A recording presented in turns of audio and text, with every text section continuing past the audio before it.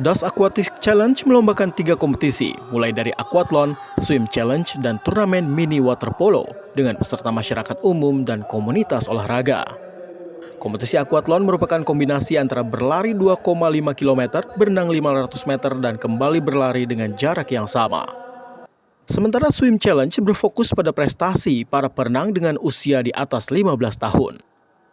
Kompetisi ini terbagi menjadi 4 nomor lomba, seperti 50 meter gaya kupu-kupu, gaya punggung, gaya dada, dan 50 meter gaya bebas. Mini water polo menjadi turnamen baru dalam perhelatan Das Aqua Challenge.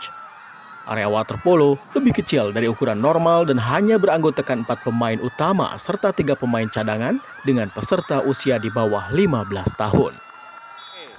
Kami karena dashboard sendiri akan fokus di industri akuatik. Kita tahu sendiri akuatik turnannya ada banyak sekali ya.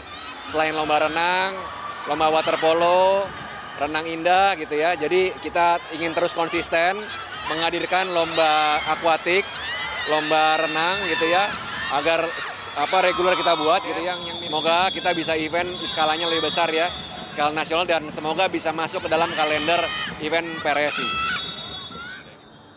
Sebelumnya, Das Aqua Challenge pertama berlangsung pada bulan Desember tahun lalu. Pihak penyelenggara dashboard mengklaim tidak menutup kemungkinan ajang ini dihelat di luar kota bahkan di laut lepas. Tim Liputan Kompas TV, Jakarta.